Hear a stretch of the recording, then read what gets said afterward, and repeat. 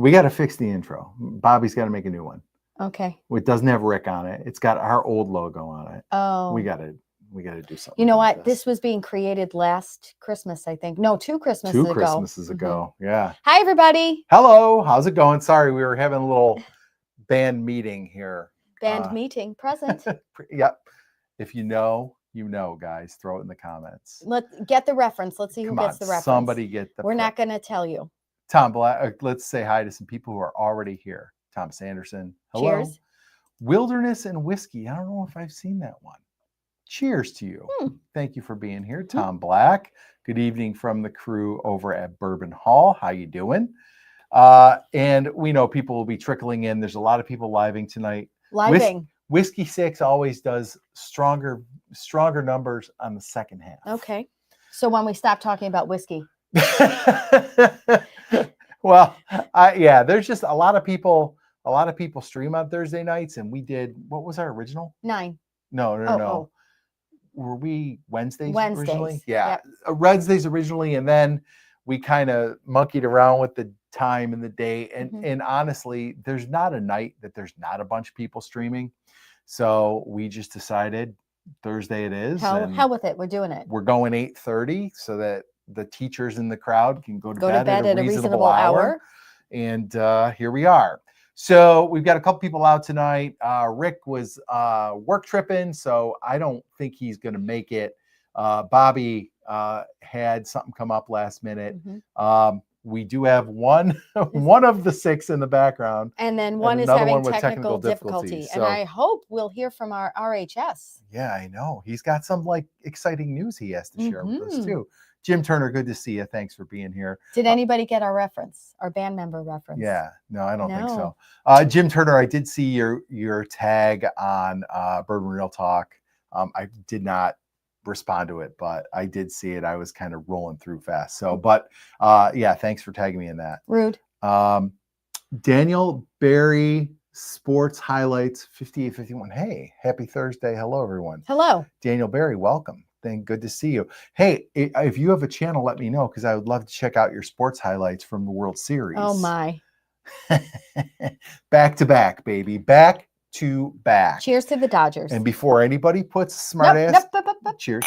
Before anybody puts a smart ass comment in the chat about me being a bandwagoner, I've been a Dodgers fan for 46 years. And I'm holding up 5 since he's 5 years old. I remember when they lost 100 games in the 90s. I was a Dodgers fan in those years too. So save it. I'm happy as piggin', know what? Poop. Yes.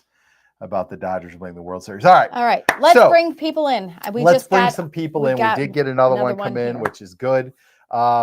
So we're going to talk tonight some whiskey. We're going to talk some sci-fi. Not really sci-fi.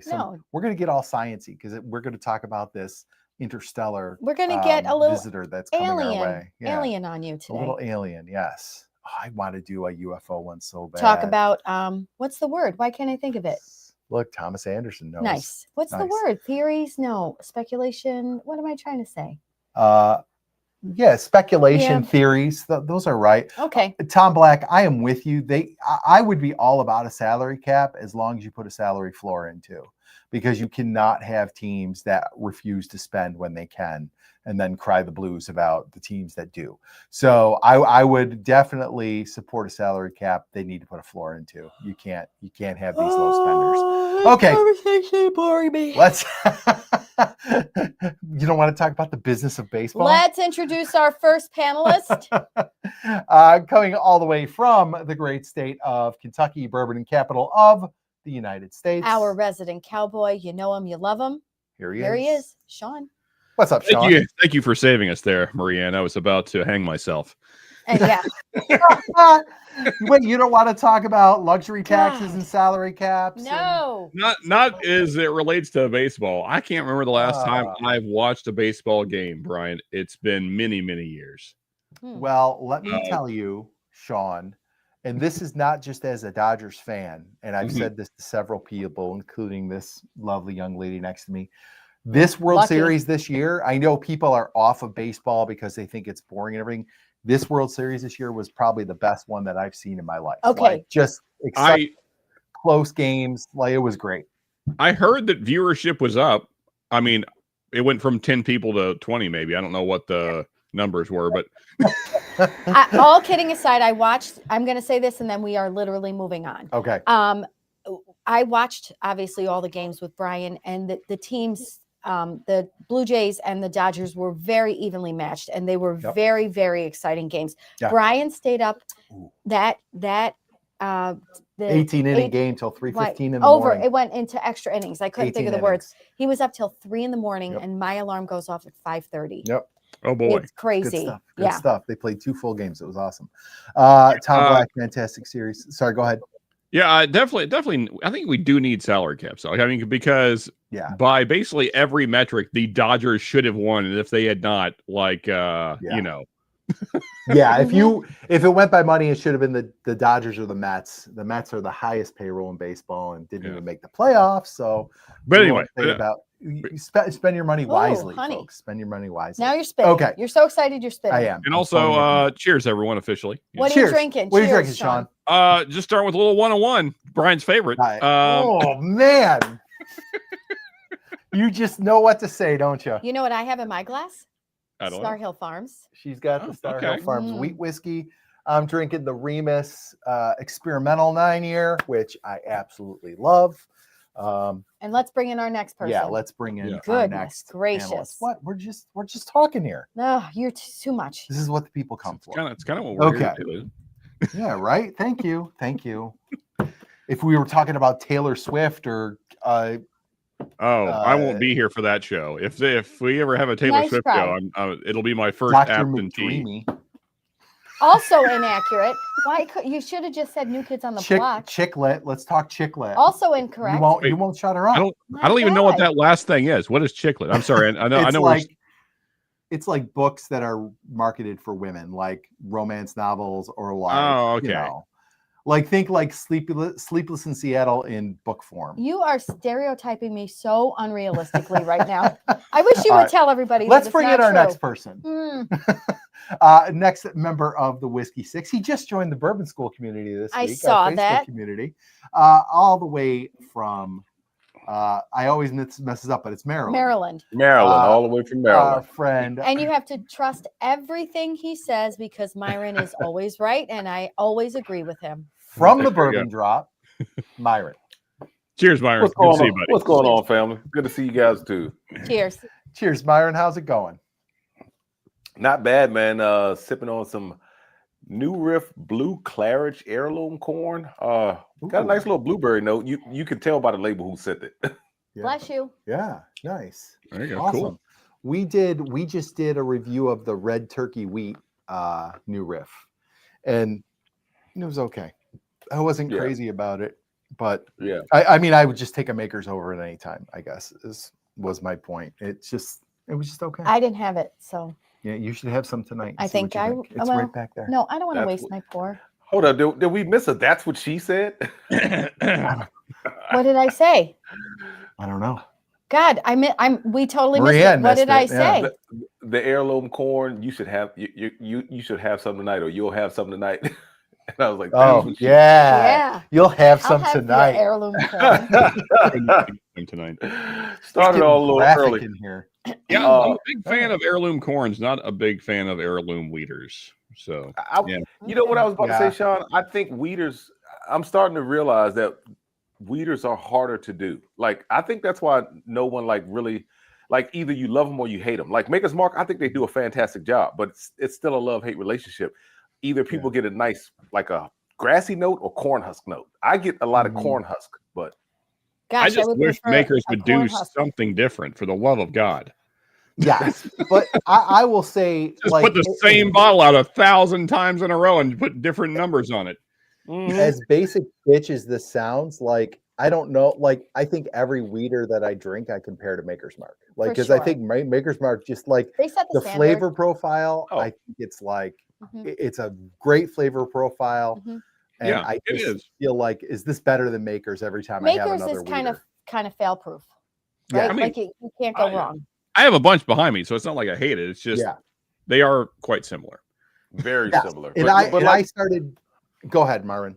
No, I was about to say, like Marie Ann said, like they set the standard. Like when I helped do this pick with Kevin over at S&W, the one thing that stood out was like the cherry note. Like I don't normally get a whole bunch of cherry notes, but like that's the most cherry forward makers I've ever had. Nice. Yeah. And that's what I've started to get almost consistently. Like every time I have a makers, I'm like, ooh, that cherry. I really like it. But Sean, 100% right. Like I was buying several makers picks at a time. And then I laid 3 out in a blind. And I was like, these all taste exactly the same. Like no matter what the numbers are on the front of that bottle for the different staves, they're the same. Yeah, roughly. Yeah. Yeah. So I'm with you on that one. All right. You ready to get into it? Let's get into it. Let's do it. Okay. So we my glasses are for decoration today. I'm not taking them down. So you're not gonna read at all. Okay. I'll be your reader. See, I'm with Wilderness Whiskey real quick. That's what I thought you were referring to when you said chiclet as well, because it's gum. Yeah, I was like, is it? Yeah, I was like, is she really into gum? That's weird. Like she's very passionate about. I'm very passionate about gum. Oh my! Let's make that distinction. Yeah. If you say it too fast, exactly. That's why I did a hard G. Yeah. I'm gum. Hey, good for you, girl. If you're passionate about gum, then she is. Okay. Okay. All right. So I just did a little short this week about disappointing bourbons for the year. Like I feel like we're kind of at the end of the year. I know you feel it. This is month 11. But I mean bourbon wise, like there's allocation season and coming. Then it's done. Like all the stuff that like you know what's coming in allocation season. It's the William LaRue Weller and the George T. Staggs and all those. Yep. The new like E.H. Taylor that nobody cares about. Like I get that we have all these bottles still to come, but I feel like a lot of the anticipated releases that aren't those allocated like BTAC bottles and stuff have kind of already come. So I was like, all right, I'm probably not going to get much else beyond what we've gotten. Like, you know, I'll buy. We'll go to the raffles. Guys, he got 18 bottles in October. Don't let this asshole deceive you. Yeah, I was about to call him out, Marianne, but you know, what I mean is, I'm not going to buy anymore. God, we'll go to the raffles. We'll buy a couple of bottles, but I think all the stuff I was really like looking forward to this year has come out. I'll say that. So, like, I said, okay, let's talk about like bottles that disappointed you this year. So. And maybe next episode we'll do the bottles that surprised us. Okay. So I asked everybody to come up with 2 or 3 bottles that they got this year that maybe they were looking forward to that were a big letdown. And people in the chat, I want to know, like, let us know what were a couple of bottles you were disappointed in this year. Maybe it's only one, whatever. But let us know in the chat, like, what were you disappointed by this year? Because I feel like this was a year where there was quite a few bottles, like just not from me, but like across the whiskey tube community. Yeah. Like I feel like a lot of people had bottles that they were saying disappointing things about. So yeah, Eric, I'll try better in maybe December. We'll do 20. He said too short of 20, try harder. Holy smokes. So I'll start. Are you going to pay for them, fella? Let's start with Myron. Myron, do you have like some bottles that like you were maybe pretty stoked to get, and then when you got it, you were like, oof, this is just not my jam? I've got quite a few, but I pulled out 2 simple ones, and actually the third one is on the bar behind me. But so not that it's not my jam, but it just drank so hot. So this is the new Copper and Cask Double Oak Batch 14.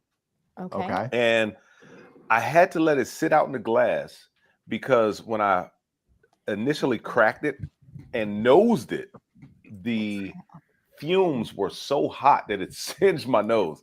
So then I sipped it. It was hot. I let it sit out in the glass, and it did get better once I let it sit out in the glass. And then I was so high on this one. This is the Kirkland Single Barrel.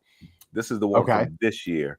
Last year, the Master Distiller's Pick Kirkland Single Barrel was amazing. This year, it's 1792 Burgundy label, and last but last but not least, it's not a disappointing bottle, but it did not hit like the earlier batches, and that is this bottle right here. This is the Russell's 13 Spring 2025 that I split with a buddy, so I had to put the label on the back, but it just doesn't hit like the previous Russells, man. Not that it's bad, but I don't know. It doesn't hit like the previous Russells. Yeah, and you know what? We just had an allocation raffle. Was it last weekend? And she had a Russell's 13, and I was like, you know what? I might break my rule if I get picked and it's up there. I'm going to grab it. Yeah. And I missed it by one person. I missed it by one person, but I'm glad, because I did see you did a review, and it was not as stellar as you had imagined. No, I thought it was gonna, like, the first batch I had, I was like, man, this is what I'm talking about. And then I got that batch, and like I'm saying, it's not that it's bad, it's solid, but it's nowhere near like top tier, put it that way. Yeah. And those are definitely hype videos. So this says, is that Penelope Weeded, Old Granddad 7-year? Is that fire? We're fire. Okay, so Thomas Anderson liked Penelope Weeded in OGD7. See, I can see far. No, he's got the shrug. Oh, is it that? See, I couldn't tell. Oh, sorry. I guess I can't see far. Just kidding. Thank you, Myron. All right, so we got you, Tom. And see, I was Myron's always right. Penelope Weeded is one that I was not crazy about. Like, it was fine, although I didn't have high hopes for it because it was like a $30 bottle. So I have high hopes for everything Penelope. Yeah. Which is why my when we get to me. Yeah. Yep. The OGG7 I was excited about, and it was good. It was I thought decent. it was of those 7 years, like we did Bullet, Old Fitz, and OGD, and I think I like the OGD the best out of those three. I agree with that. Fat Boy Bourbon with some shots fired. Really disappointed on barrel picks by some influencers out there. A lot of meh going on. Wow. Now that is okay. I love a statement like that, and this goes back to my philosophy of know who's making your picks and be discerning in the picks that you make, and it's okay to pass, because I say it all the time. You stake your reputation on the bottles that you pick, and you want people to come back and buy more stuff. You want people to say those people have a good palate. I trust what they're picking. And so you do not have to pick every single time. Yeah. You can pass on stuff. I agree with that statement a lot. And I think it's because people are so excited to get their name on a pick that they're just ready to make a pick, and they should really just be discerning and hold. Yeah. Discerning and patient, which is very much what we're doing, especially being patient. Oh yeah. I mean, to Marianne's point and the comment there, I mean, it does feel like I have to kind of agree with Fat Boy Bourbon there. A lot of channels that are just pumping out the picks, like one a month almost, and a lot of them are just not very special. So I can't trust them. And I'm with you, Sean. I just feel like, and I'm not trying to shit talk any other channels or anybody out there, but I feel like it can't, like you said, with these ones that are just pumping them out one after the other, they can't all be great. And I feel like if you're going to put your name on it, like we're going to put our name on one, like I think the one we have is pretty special, and it's going to definitely be unique. And like, we're being patient and waiting it out, and like, we're waiting on the one we really want. And I think that's the way to do it. I don't know. Yeah. I mean, even if for some reason you don't love our pick, which I would call you crazy to not love it, but if for some reason you didn't, guaranteed you have nothing else like it. So, It's going to be the first of its kind. Yeah. Eric Ellis said the Wild Turkey 8-year 101, which I actually liked better than the regular 101. And Thomas Anderson said that too. I don't know. I wonder if people were just expecting more. Like maybe they thought it was going to be super special. I feel like it was just kind of a smoothed out 101. It just, for me, I liked it because it didn't have bitterness anymore, like that I get off of the regular 101. I thought it was just a kind of a slightly elevated 101, but I think that's kind of what I was expecting. I wasn't expecting anything crazy, Yeah. It reminded me of the paper label turkeys. Really. Like that Wild Turkey 8-year was more of the flavor profile of the paper label turkey than the newer turkey. Yeah, and I felt like it was like the Wild Turkey 101s I had when I first started drinking bourbon, and and I've said ad nauseum how it's changed. It's like, but it was like going back to those better Wild Turkey 101s for me. So I really enjoyed it. I'm not crazy about it being double the price, but yeah, it is a better drink, I think. But inflation is inflation. I mean, it's been at this level since I basically got to this point about a month from the time that I acquired it. So, I was not disappointed at all. I mean, to all you guys, it reminds me of Old Turkey, which I love. Yeah. So, yeah, very. Myron, good. did you have any other bottles you wanted to talk about that disappointed you, or did you list them all? Oh, well, yeah, these, I mean, I didn't have, I do have one. It's in the back room, and I should have grabbed it. I can't think of which one it is, but as soon as I see it, it'll hit me. Which one was it? Maybe go to Sean, and I'll okay. I'll go Okay. I didn't want to cut you off if you weren't done, so we'll go to Sean next. Okay. I really only have one that I can truly say I was disappointed in. And for a lot of people, they would just probably be like, well, obviously. So this is the Old Line American Single Malt whiskey, and it's their peated version. I know peat's not for a lot of people, but I mean, I generally love peat, but the peat profile in this is just not my jam at all. I've had 2 pours out of it. I gave it like a chance like 2 weeks after I first opened it. And I don't care for it at all, which is sad because in general, I like Old Line. I think they do a lot of great stuff. It's just, I'm going to have to give that bottle to somebody else that will appreciate it, hopefully. Bummer.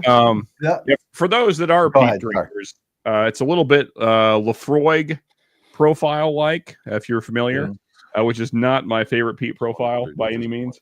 But so that's the only one I can truly say was disappointing. I guess this one was a little bit of a letdown. I mean, I enjoy it. It's just for the price. It's kind of 117. This is the 117, the extra old. Basically, it's just 1910, just aged longer. And it's fine. I mean, this is basically $120 bottle since it was like $65 for this little thing. And I don't think it drinks like $120 bottle. No, you do not want to say $120 bottle is fine. Exactly. And so like it's okay. I mean, I enjoy it. Obviously, it's a nice first pour. It doesn't do well, if you have anything high proof, even kind of high proof before this, it tastes almost like water. So, it's just yikes. I mean, because the one thing that 1910 kind of has going for it is it's kind of punchy. I mean, because it's not so refined, I guess you'd say. Right. That's very smooth. As much as I hate that word. And so it's kind of boring is probably the best word. I mean it's nice. I mean it's the 1910 profile just kind of smoothed out. Is it still the 94 proof or 93 proof or whatever? It's let's see here. 93 proof. Yep. Same proof point as the 1910. And again, I mean like $120, so yeah, that's excessive. I mean, because you could get 2 1910s that are 750s for the price of that 375. So right, like 4 times the whiskey. In Thought said, "Hey guys, thanks for supporting Matt at Barrel Shop. He's a great dude and had killer selection of whiskeys." Absolutely, barrelshop.com guys. We've done a lot of reviewed a lot of their bottles. They are really, really cool. Really fast shipping all the way from California. We always get our stuff Matt's fast. a great guy. He sent us a bottle. He sent us a bottle as like kind of a thank you. A really nice Dark Arts bottle. So really good stuff. And then In Thought said, "You guys are fun to watch, down to earth and honest bourbon channel. Keep it up." Thank you very much. So nice. That's kind of what we're shooting for. That's it. Like just kind of some friends sitting around talking bourbon and other stuff, and just not bullshitting people. I guess that's the way you got to do it. All right. So the newly minted Grandpa. Yes, but you muted Myron's mic. I want to make sure it's unmuted. It's on. Okay. Yeah. I'm so excited. newly minted as a new grandpa. Grandpa times 2. Yeah, now he's 2-time grandpa. The 2-time, much like Dr. Disrespect and the Dodgers. I will not disrespect. Why are we comparing Ben to Dr. Disrespect? That guy's awful. Because he's the 2-time. Oh, God. All right, here we go. You know him. You love him. All the way from Buffalo, Minnesota, the RHS, Benny Walker.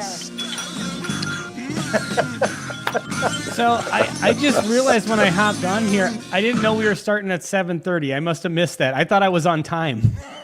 Oh, shoot. No. Sorry. So a couple weeks ago we started. We're going to do 8:30, 7:30 for you from now on.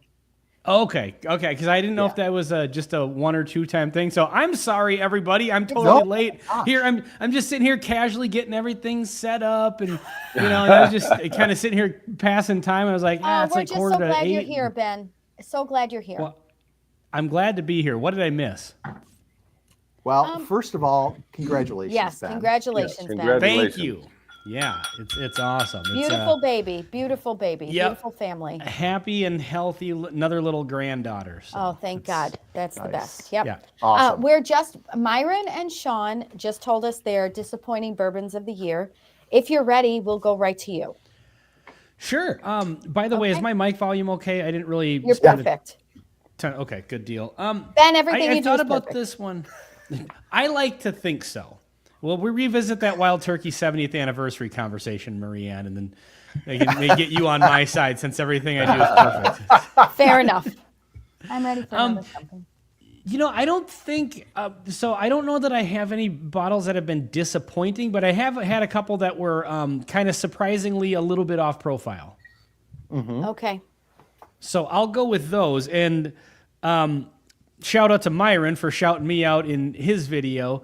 I thought the Stag 25A was a bit off profile, and if you saw my video, and Myron, I watched yours today. I didn't comment because I was driving when I was listening to the audio. I just thought it was Myron, you'd pointed out that I said it was a little hot, which I did. But what I found to be a little more off profile is I got a lot more bitterness off of that one. Okay. Than I remember off of previous batches. I just didn't find as much sweetness on it, and so. Thank you. While I really liked it, I just it was just kind of one of those ones that was a little bit out of left field. And then I recently just put up, was it today? The Larceny. Yes. A125, and I thought that one was really good. I actually really liked the flavors on that one, but that is maybe the hottest Larceny I've ever had. Maybe. Okay, so I'm not the only one on that one. No, that thing, it was like kissing a dragon. It was the hottest. Oh, good God. Wow. Interesting. Yeah, and I said in that review that that it had that super like ethanol bite right up front, but I said it was nicely balanced, which I meant. I guess I didn't explain that all that great in my review. That I meant the flavor notes were really nicely balanced, but that that heat on that thing was a little wild, and I don't mind that. Just like I don't really mind the kind of tannic, less than sweet kind of bitter notes that I got off of the Stag 25A. They just kind of caught me off guard as something that was a little different than what I was expecting based on kind of the previous stuff I'd had. Like, what do we think the deal is with Heaven Hill right now? Like, cheers, Josh. It seems as though both the Larcenies and the ECVPs are generally coming in really hot, and it's like they can't be running low on stock. Like, it's Heaven Hill. But like, you know what I wonder about? Is it just different people picking it, different people blending it? Like, I don't get it.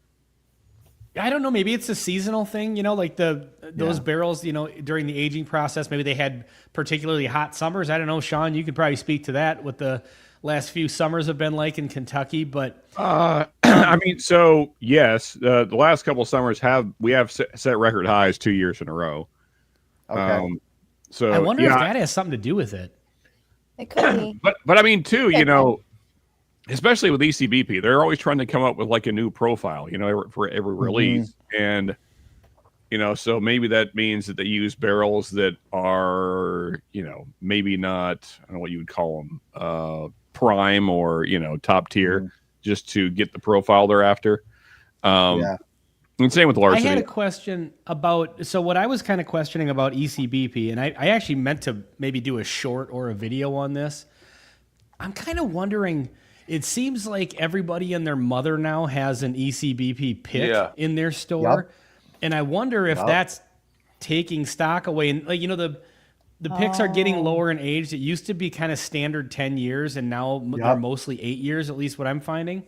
And I don't think people really complain about that too much. But, of course, when a release is less than, 10 years or whatever, everybody freaks out.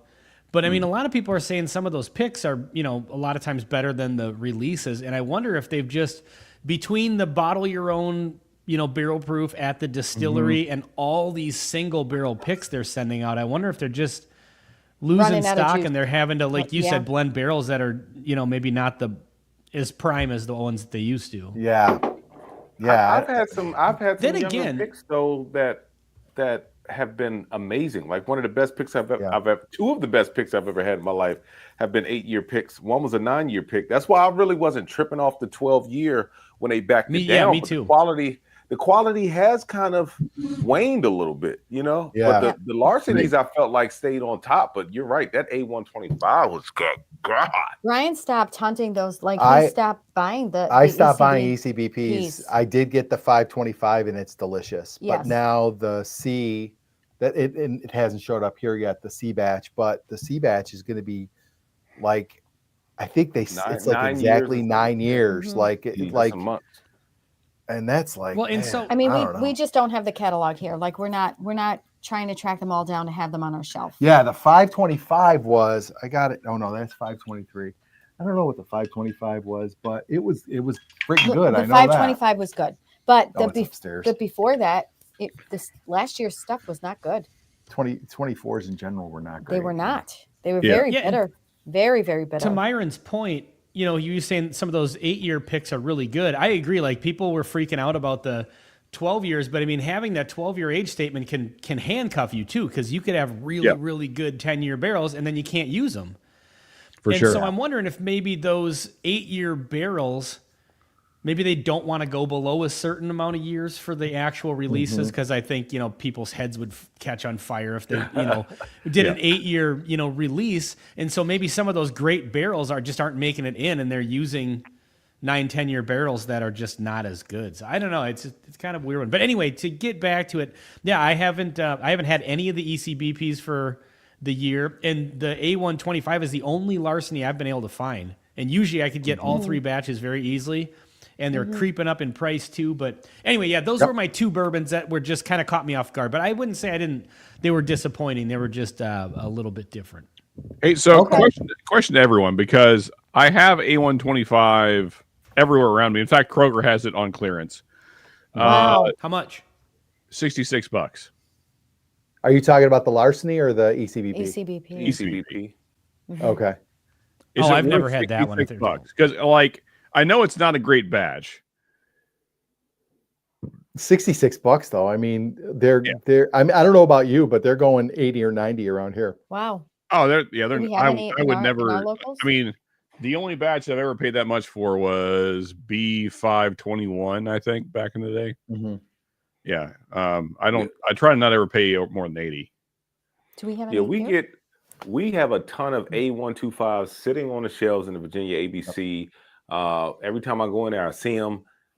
I have yet to see a larceny A125. I actually had a buddy who helped me get that. There's a ton of C924 sitting on the shelves at Virginia ABC. I talk like I live in Virginia. I work in Virginia, but I live in Maryland. Right. Maryland.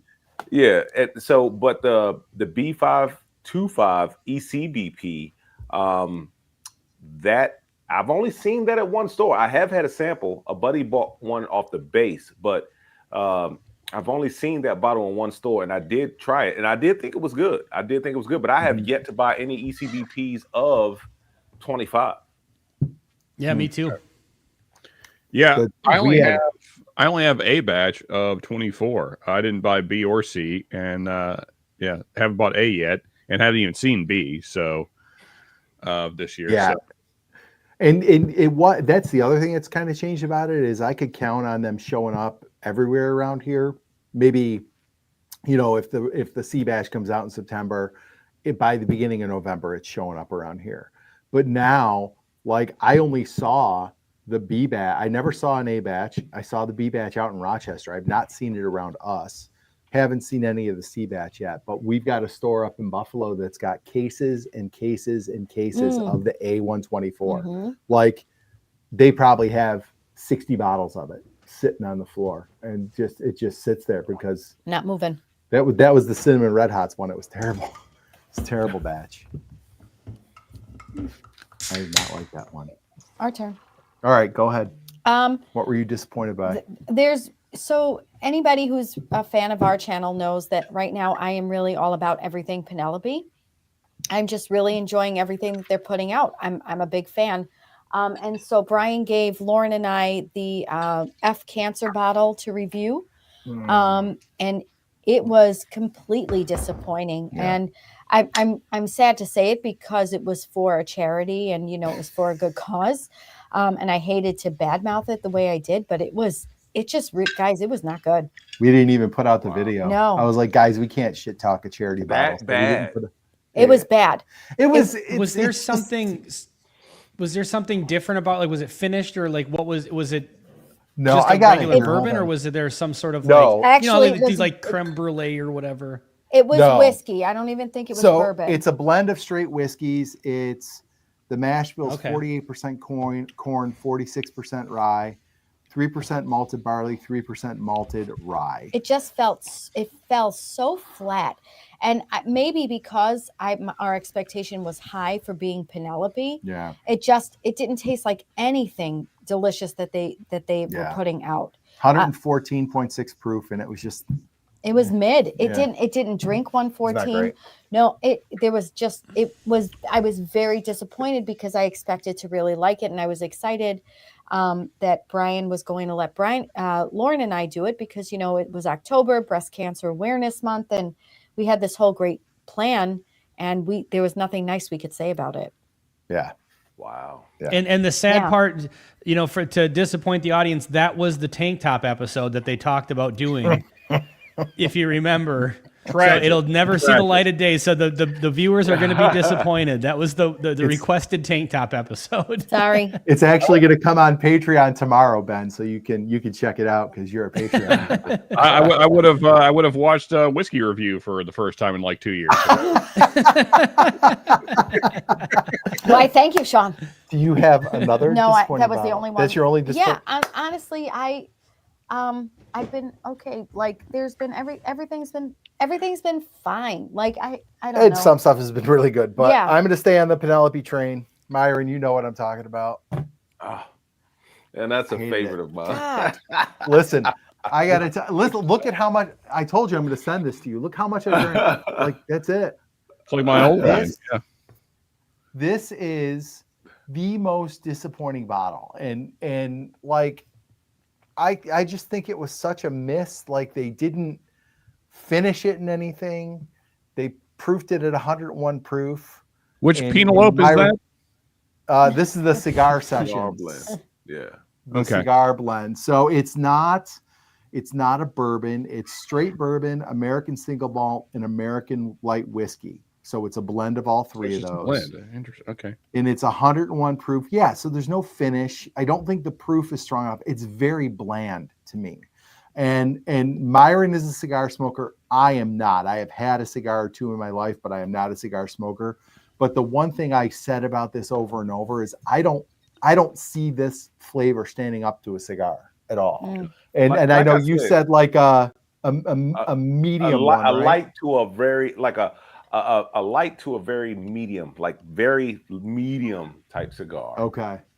It's very bland and nondescript for me, and I was disappointed. I feel bad that both of us picked Penelope. That's all right. That really makes me sad. And then the other one, and Sean, I know you're gonna be like, I told you so, because I told you I don't care about this bottle, like what people say about it, or that it's overpriced. I'm gonna get one just to find out. But there it is. That was. I mean, yeah. As soon as we heard the news about this bottle, before it was even released, I was like, that bottle's going to be disappointing. Yep. And you wrote it. You texted me. You're like, you're not going to like it or don't bother or whatever. And I'm like, nope, I'm going to get it. I'm going to at least get it once. I don't care. And yeah, I'm going to say it for the camera. Sean was right. Oh, baby, you get it more than once. Yeah. A week or a month. No, the baby, everybody had to get a baby fix. Brian, both you and I said on the live stream that we know that it's probably not going to be great. Yeah. But we just, I remember we got to that. have it. We got to try it. Yeah. Like sometimes you just have to have it. Exactly. Sometimes you just have to have it. You're damn right. That's what she said. It was going to be in my wheelhouse, like, $50, $60.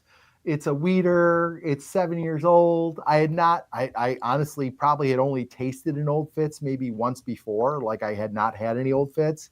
And I was just like, this, yeah. What were you like? Show me again, please. Okay. I will add an honorable mention. Those nasty red labeled Four Roses single barrels. Oh God, he is so hell bent on these. He is he can't with himself. But I'm not going to say they're nasty, but I do agree with Brian. Like they didn't live up to the hype. So everybody kept telling me, I think, get the OESO because I had the OESK and the OB something. And I did get the OES. Yeah. And I did get the OESO. And I was like, oh, this is way better than the other two. Yeah. Oh, yeah. Well, I thought it was, it was way better than the other two, but I just thought those didn't live up to the hype. But to come back full circle, back to me taking up more time and space, this was the number one disappointing bottle of the year. This is the Yellowstone. I got one of those. Surprised me. And I was like, I gotta have it because of the bottle. I was like, oh man, I gotta have that bottle. And as big of a fan as I am of Green River, when they came out with this one, I thought that this one would be like a nice $20 bottle that you can get and fall back on. No. I have a question to the group. Has anyone had a Yellowstone that they were appointed about? Disappointed? I mean, honestly, I love it. I can't think of a single Yellowstone I've had that I was like, wow, that's a really great bottle. I can't think of one. I can't think of a single Yellowstone I've had, period. I know Greg and I reviewed one years ago on the show, but I think that's the only one that I've had. There are every Yellowstone I've ever had is just like, yep, that's a bourbon. That's all I can say. Is it MGP or is it just a basic like sourced? It tastes like straight MGP. I don't think I'm with you, Brian. I know. So I actually got to meet the master distiller at Bourbon on the Banks. He's a great guy. Good enough Kentucky boy. He just is that Stephen Beam? Yeah, Steve B. Beam. Yeah, but they do source though, Sean, because it just says distilled in Kentucky. It doesn't say distilled by Yellowstone. And I had heard that they sourced. And when you look at the side of the bottle, it just says distilled in Kentucky. That's distilled in Kentucky, bottled by Limestone Branch. Yeah. Yeah. Okay. Well, I mean, he is the master distiller, so I mean, he is doing some distilling somewhere. Yeah. Now, how much of their stuff is theirs, and how much is other stuff? Hard to say these days. But I mean, either way, like they had a pick on the table that him and their head of merchandise was like all like raving about, and me and Jonathan both tried it and we're like, yep, this is a bourbon. We're having a bourbon. We've had about 30 other bourbons already today, but this is another one. So there's that. Of all the bourbons we've had today, this is one of them. This is one. Yeah. Well, maybe it was a little bit of palate fatigue. Yeah. No, I mean, I'm a professional, Ben. I drink heavy all the time. I don't get palate fatigue. If you drink enough, your palate just it's never fatigued. But no. No, I honestly, it was very boring, and this was what pick. She said. I mean, this is a pick they brought to Bourbon on the Banks to like show off their stuff, and it was like, okay. See, every one that I have is I've got a 6-year over there. It's a 107, and I've got this 7-year. This is 115, and then I had their American whiskey, which I believe is like 108. Nothing is impressive. Like nothing is impressive. Like both bourbons taste like cinnamon red hots and sweetest fish. That's it. and the American whiskey was just so bland and boring. I was like, "What the hell is this?" You had their single malt? Yeah, I bought it because it was new to me, so I was like, "I got to get it." I hate that single malt. That's the one I poured out in the distillery in front of them. Wow. Yeah. Damn. Oh my God, The Sean. bottle is awful. Yeah, there's bad. It's boring. Gangster. when they released it. Brian, you were there. Yeah. Oh yes, yes, What? absolutely. Remember I yes. dumped it in We the were there, trash? yes. The sample girl Yep. was handing it out, and I was like, Yep. "That's all." I looked at you, I was like, "This is terrible," and I dumped it in the trash. Absolutely, Fucking absolutely. terrible. Like, why are I'm you like, serving this to people with mouths? Like, to me, Yellowstone always, because the stuff that's under 100 proof, like the low proof stuff, is just totally bland and boring. And then the higher proof stuff, like the picks, like the black label ones, like this single barrel that Myron has, and I have one from a different place. They're fine. They always come off as a little rough. You to guys, me. I never want to try a bourbon that you say is fine. No, but Ever. like, let me finish my thought. I will, but They always come off as a little rough. And I know sometimes it's nice to drink a whiskey that's a little like rough around the edges and like has a little funk to it. But this is not a desirable kind of rough. It's just like unfinished or just like just not pleasant. And they all kind of come off that way.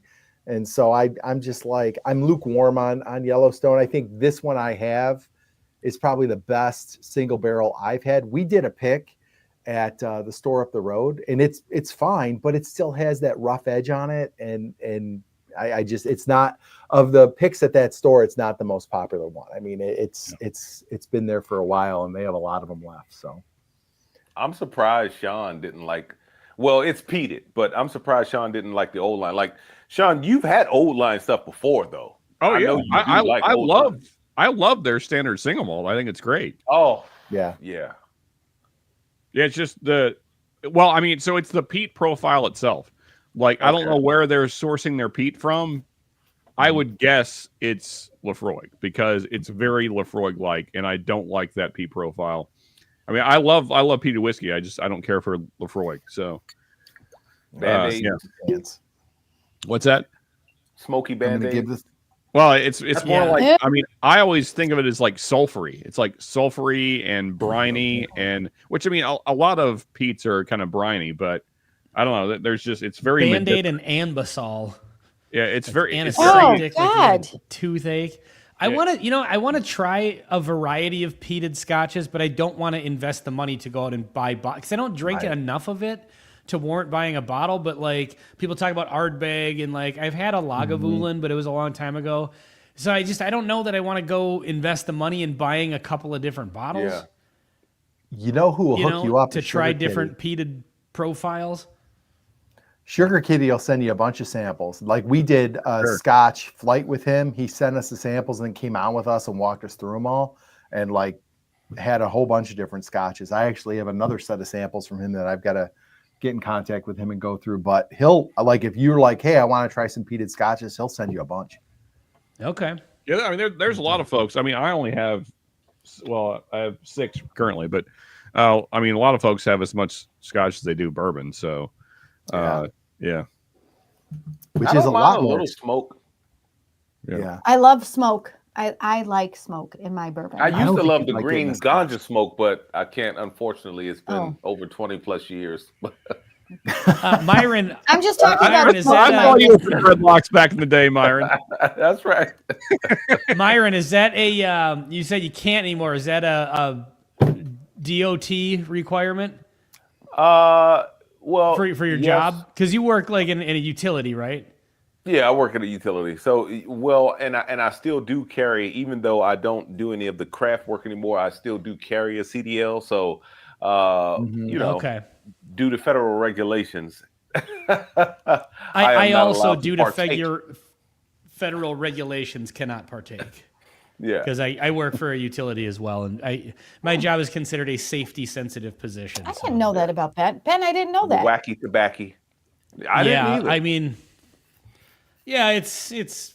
I mean, the the thing I do, safety sensitive, is pretty. They're giving me a little more credit than I deserve. So, well, because this is like, a I'm not live an streaming- airline pilot, right? And we're teachers. I want to clarify that I was talking about I like a smoky taste in my bourbon.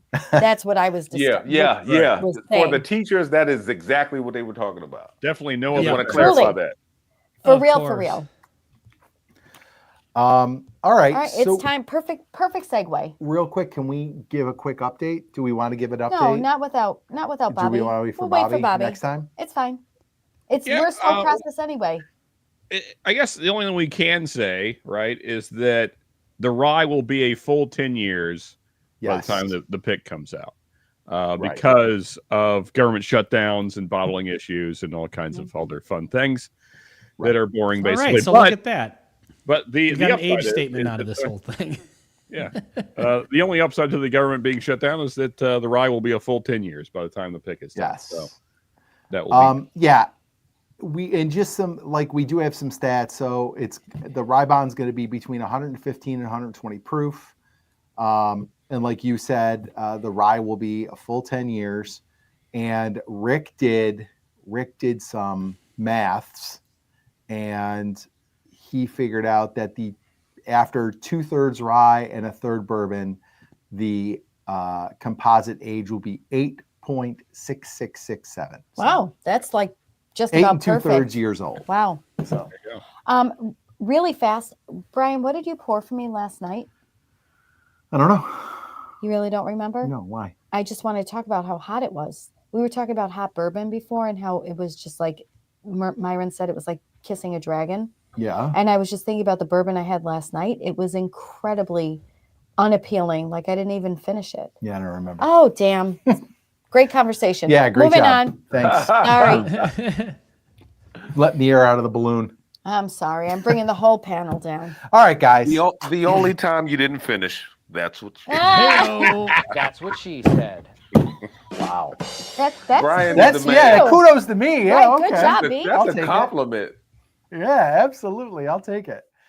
All right. All right. Are we going to talk about outer space or concert tickets? No, outer space. Yeah, definitely outer space. Yeah. Okay. The concert tickets, F it. Move on. This 3i Atlas thing, and chat, I don't know if you are up on this. We're going to make them up on it. It's We're going haunting- to educate. It's haunting my dreams. So there is an interstellar visitor coming to our solar system currently. So it's called 3i Atlas because it's only the third interstellar comet that has entered our solar system. They estimate this thing has been traveling for 7 billion years. Jesus. Ben, do you have Intergalactic by Beastie Boys on your panel by any chance? I don't. I'm trying Are to. you I yelling? got nothing. Damn. That's all Yeah. right. Sorry. So 7 billion years, and it's doing all kinds of stuff that comets don't do. Yeah. So now there is all this kind of speculation, primarily by a guy named Avi Loeb. And Avi Loeb is, Brian listens to this fella in the shower. he was just on Joe Rogan last week. So Yeah, Avi I heard some of Loeb that. is a astrophysicist from Harvard. And so he is the one who is kind of positing the idea that this is, hold on, I'm going to just get the right, here we go. He is the one who's kind of positing that we might want to consider, and he's not saying this with 100% certainty, but we might want to consider that this is something that's not a comet. Not a comment, just in case. Like he's just doing the just in case. Right. And Like a backup plan. and he's caught a lot of shit for it because like the science community is like, oh, get out of here, it's not aliens, like, oh, Avi, you do this all the time and whatever.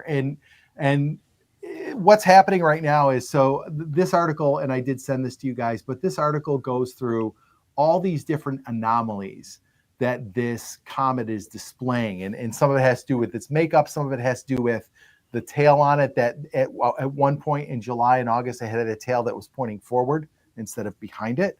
They said that would be like the equivalent of like if you were running and your hair was flying out in front Right, of you. the winds. Right. He was talking about that this morning. I was listening. He The said, yeah. two anomalies that really interest me are, so the first one here, it says orbit. The first difference Loeb highlights is the space object's unusual path around the sun. It's moving backwards, also known as retrograde, compared to other planets. And it's also within 5 degrees to the same flat plane that the planets orbit on. He said there's a 0.2% chance this would happen by random chance. The other thing is where it came from. It says the direction in the sky from which 3i Atlas arrived is within 9 degrees of where the famous 1977 WOW signal, What a great year. a mysterious radio signal, came from. Loeb says that coincidence would happen by chance only 0.6% of the time. Wow. So in this article, they go through all these different anomalies. There are 10 of them, and each anomaly has such a small percentage of actually happening. Now put all 10 together, and the percentage of all these things happening becomes astronomically small. Astronomically. See what you did there? Right. And that's why he's that's why he is saying, like, we should prepare for the fact that this might not just be a comet. This could be something that was made rather than a naturally occurring thing. And he's catching a lot of flack for that. But and people are like, well, that's just a theory. And he's like, well, I'm taking the data and building a theory around it. And they're like, well, maybe the data is wrong. And he's like, well, no, that is probably not wrong. Numbers are absolute. And you guys like discounting a theory because you just don't like it. Like, this is what we do. We look at data and we create theories, and it's bad science for you to discount it. So he's really defending this. And I don't think he's somebody who's like, this is absolutely alien technology, but he is open to the possibility because of all these anomalies and the very low percentage that it is. So my question, I guess we'll go 2 questions. My question is, do we think that this is just a comet? Let me start with that. Is it, with all these anomalies and the extremely low likelihood that they could all occur at the same time, do we think that it's possible that this is just a comet passing through the solar system? Hold on. Before people answer that question, I have a rapid fire, yes or no. I want to go around and ask you really fast. Do you think we're alone? Well, I was getting to that. No, hold on. Just let the moderator moderate. So that's my first question. Is it, do you think this is just a comet? I'm going to go down to Ben, and we'll save the best for last. Yeah, you're going to go down. Oh, God. I was just going to say, that's what she said. There we go. Things are getting weird. I mean, well, we're talking about alien talk, the other thing. It's appropriate. What you call weird, I call Thursday. Yes, Ben, that's the redheaded stallion I know. And by the way, you know, with my bisexual lights, were any of you part of the 5K live stream when that came up? Yeah, I was there. Bisexual lighting. Yeah. We were not home for the 5K celebration. Yeah, somebody's comment was, "Hey, great!" I can't remember if it was on the 5K live stream or if this was just on a comment, but we talked about it. And somebody's like, "Yeah, I really like your bisexual lights." And I was like, "Well, I don't know what that means." What does that even mean? Maybe apparently the bisexual, red and blue, I guess. Well, I don't know. The bisexual flag is very similar to these. I texted an actual bisexual to ask this question. I was like, "Is there something about my setup that I'm missing here?" That it's like, here's the bisexual flag, and it's pretty similar in color. It's basically blue, red, and purple, or blue, kind of like a pinkish and purple. So okay. I'm doing a deep dive with the bisexual. I like it. Yeah, there we I go. thought it absolutely. had shelves with bottles on it. I was like, oh shit, I like that flag. Learning. So anyway, getting back to the alien thing, I suppose it's mathematically possible, but highly improbable, I guess, because I didn't know about all these things with such improbabilities, and then all 10 of them. But what I, kind of took away from that Rogan episode, and I didn't listen to the whole thing, but I listened to the chunk where they were really, really kind of doing a deep dive on this. It's like 20 minutes long. Is, for the people that are discounting it, I think since that Rogan episode, didn't this thing slightly change course? It did. Like it just ever so.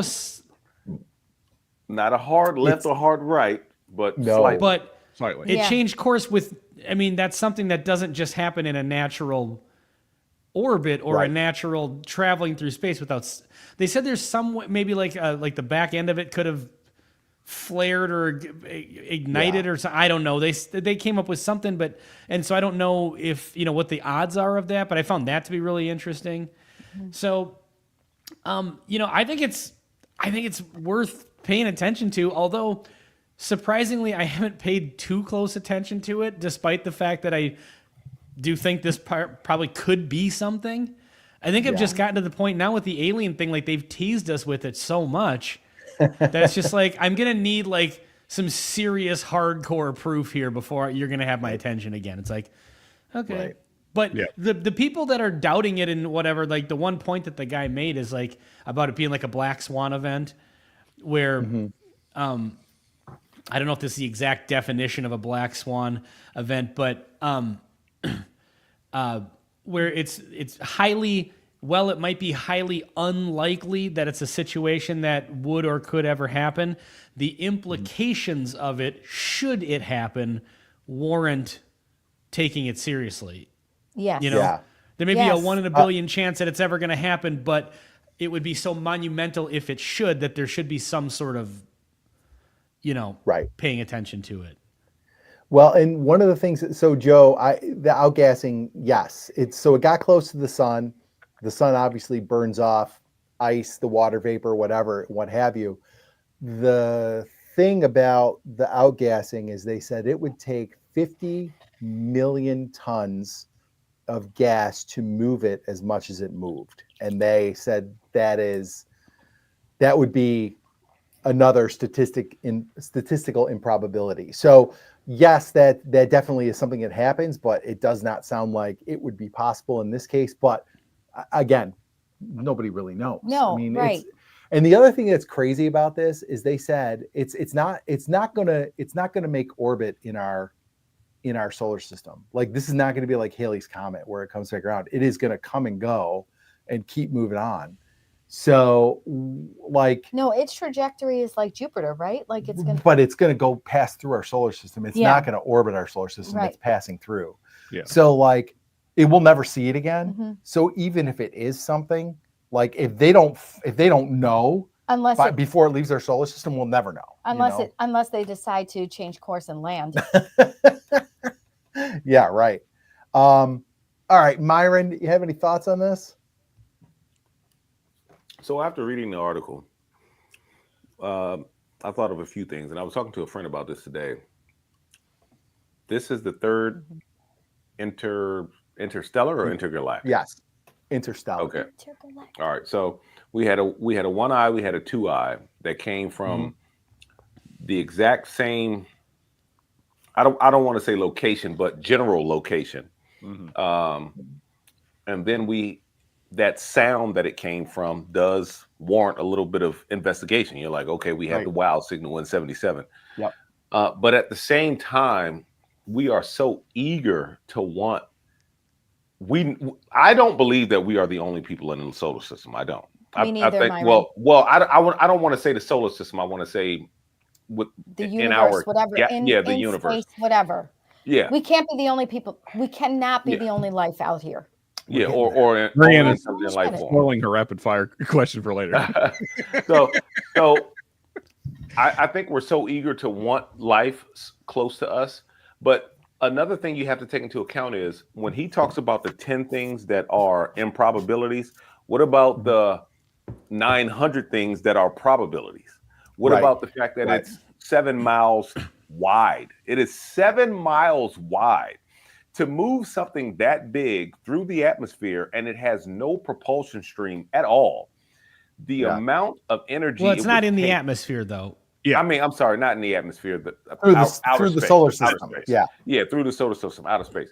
The amount of energy that would take, and to be constantly moving for, if our math is correct, 7 billion with a B, 7 billion years, not even M, because.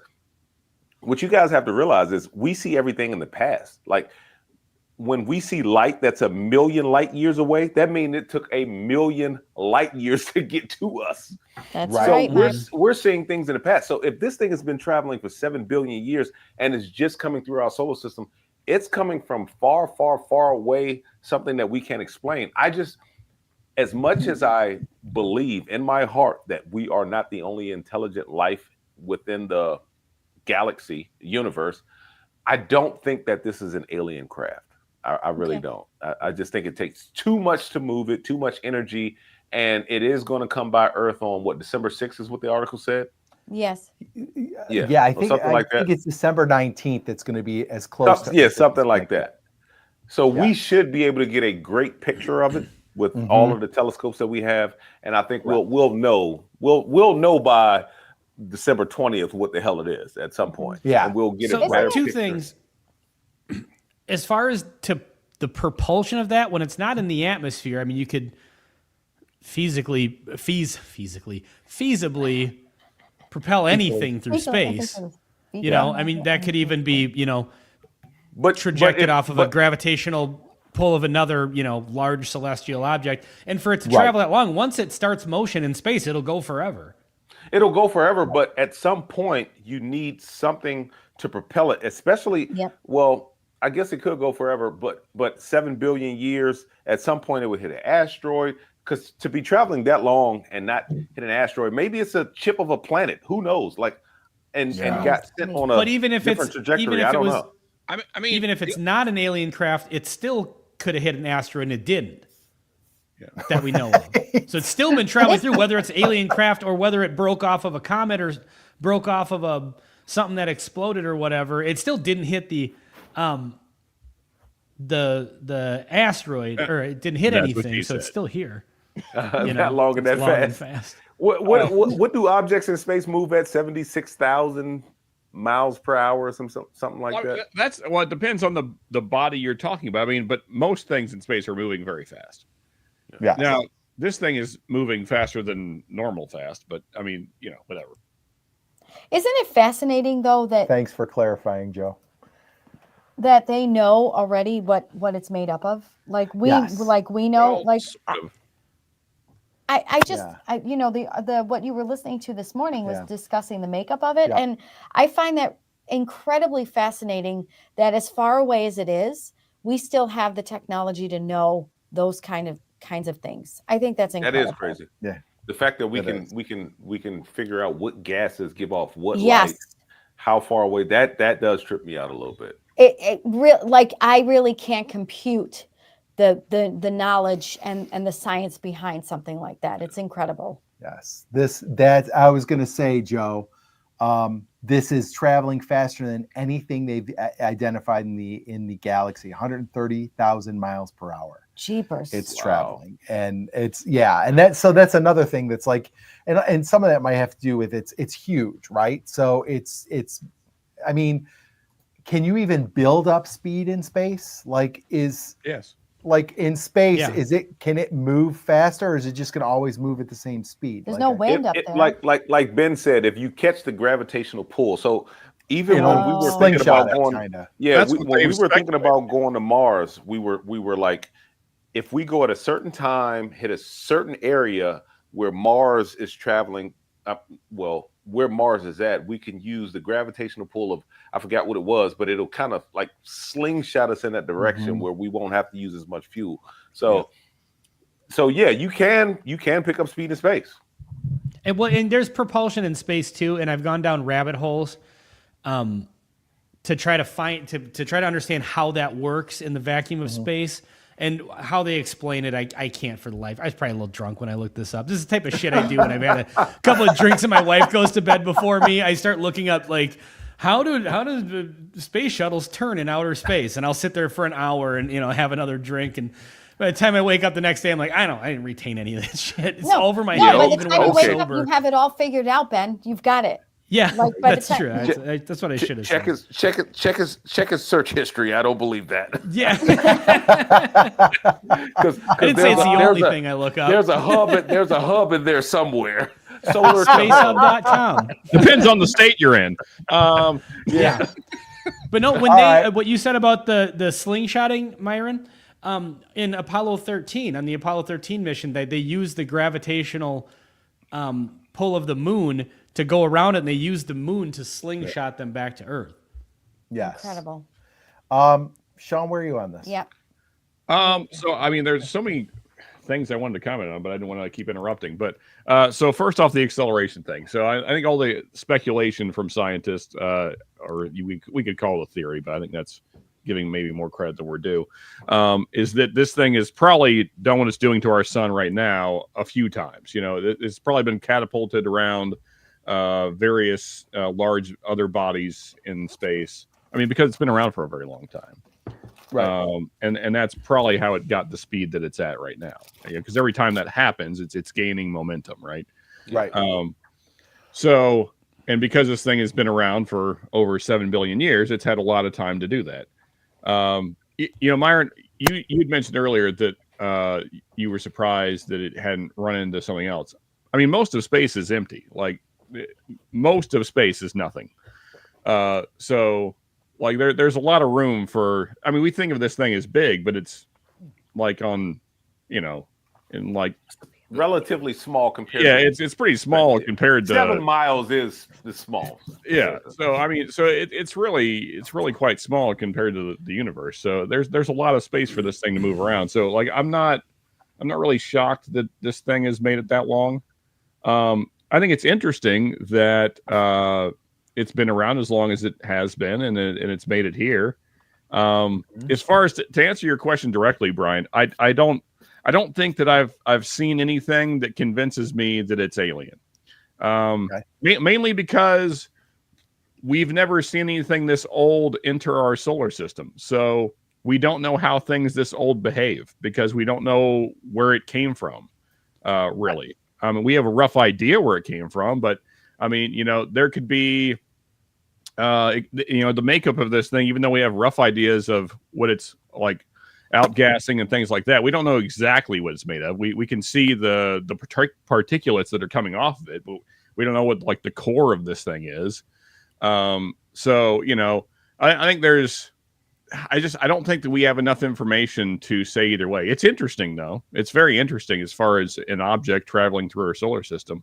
I guess. Yeah, even if it's not alien, it's still cool. It's wild. It's fascinating as hell. And it certainly has done some really interesting things. I mean, like, you mentioned like the tail being at the front at one point, kind of its movements or course changes. But I guess my question would be, when a thing is that ancient and it's been in the dead of space for possibly billions of years, very far from any heat source, and then it comes in contact with the heat source, like, I don't know that we really know how that would behave. So, maybe this is quite normal and we just don't know because this is the first time that we're seeing a thing. Because in fairness, we haven't been here that long. Correct. That's right, Sean. Very young. Yeah, and then also our time is a pinprick. Yeah, and then also when you think about like even narrowing it down farther, the scale of time that we've been able to like observe things at this level where we could like figure out, okay, this is a thing we've never seen before. Like that's even a shorter period of time. So yeah, I mean, like our knowledge of these kinds of things is it's just minute. So I don't know that we have enough facts to like say either way, but it's very interesting either way. It's been fun to watch. I guess, and I'm kind of jumping the gun, but I am curious what everybody feels about this. Let's just say, play devil's advocate here. Let's say it is alien. What does that change for each one of you? I'm curious. I don't know. Honestly, okay. If it's alien, I can't know. even. I don't know that I can wrap my head around it. I don't know that it would change anything for me because it depends on what they do. Like, so think about it this way. Like, this thing has gone for 7 billion years. Mm-hmm. If they're correct in their assumption that this thing has been traveling for that many years, think of how vast space is. Yep. Mm-hmm. Then the other, I mean, they say infinite. So obviously, I mean, like this thing's going to be out of our solar system. It's going to be, they said, to like Jupiter by March of 2026. So like it's going to be out of our solar system probably by the end of next year. Mm-hmm. And like that, so that's like in 7 billion years of travel, our solar system is a year, like, you know what I mean, of its travel. So Like, think about how vast the distances are. Like, and then when they talk about its makeup, they're like, a lot of the stuff that made this thing up are similar to things in our solar system and the makeup of comets in our solar system with some anomalies, but sure. So they're like, okay, so if this is coming from stars that are similar to stars we have here, are there planets out there similar to ours? Of course. Like 7 billion yeah. years away. You know what I mean? So it's like, I have always been of the opinion that there's people out there. So if it was alien and it made contact with us, I wouldn't be surprised, but I don't know how. I don't know if it would change my outlook, but it would. I would be like, it makes sense. But if it is alien, it probably makes more sense to me that it's passing by and it's not even paying attention to us. If it's been going for 7 billion years, it's just going to keep going, and it's going to not even wave at us. You know what I mean? So I'm also of the opinion that we're definitely not alone. It's just theoretically and statistically impossible, truly. And to your question, Sean, how would I feel, or what would that change? I guess nothing, so long as we didn't have to go on the defensive, right? Like if they were friendly aliens, like, I guess it's fear of the unknown, right? If you don't know, I really don't even know how I would answer that question, honestly, because I don't know what an alien ship would mean for our planet, for our world. I really don't know. Well, if it's an alien ship that traveled 7 billion years, technology-wise, it would not be good for us. Then I'm scared. It depends on intention, but yeah. Right. What if they come in peace? I don't know. I think I'm kind of like with what Brian said. I think that, say that they had the ability to view us from far away, I don't know that they would even stop here, because we would be so archaic compared to them. It'd be like us, like watching my dog play in the yard. It's like, okay, that's cool. And then, you just move on. Let's just keep going. Yep. Yeah. Like nothing really to see here. Just some unintelligent life. They're killing each other still. That's weird. We stopped doing that 7 billion years ago. 7 billion years ago. Yeah. So, yeah, but anyway, continue. Really fast, I just want to say, I think it is very likely that it is a comet, but I am fascinated with all the statistical information that could lead you to believe that it is other than that. And I'm curious to see how it pans out. But the probability of it just being a comet is really where I'm landing, but I'm kind of hoping it's not. You're hoping it's not. Like I would kind of like to see what else is out there. Yeah. I kind of would. I really would. And you, Brian? I already answered. Oh. You weren't paying attention to me. I was eating my orange slices. Ben and Myron's thoughts. So if we are in fact not alone, there's actually aliens out there, what does it change for you? Well, so two things. So on what you were saying, Brian, about this thing being, what did you say? How technologically advanced it would be to be going through space for this long? Yes. And Sean, you were saying about them being more advanced and kind of why bother with us. You might be giving them too much credit. I mean, maybe they started this journey and this janky piece of shit broke down 6.9 billion years ago, and it's just been meandering through space, just full of corpses. Like in the Nostromo and freaking Alien. Yeah. Maybe this is just a failed spacecraft full of morons. And it's just been bouncing off of planets, gaining speed because this thing just broke down like as soon as they took off. It just, So there is always that possibility that aliens are not smarter than us. And, just a bunch of But as far as what it would change for me, I would be interested in the religious aspect of it from people's vantage points. I would be interested in if we were able to make contact and communicate somehow in a meaningful, understandable way.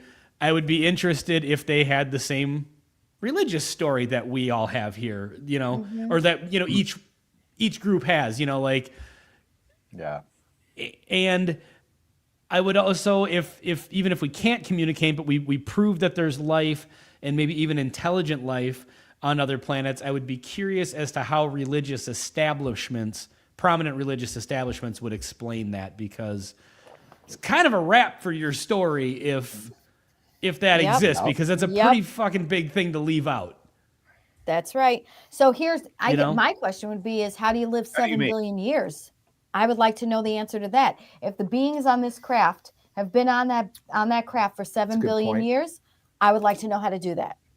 Maybe it's just an ongoing society that just, that's just been through the entire evolutionary stage that we went through, but on a comet.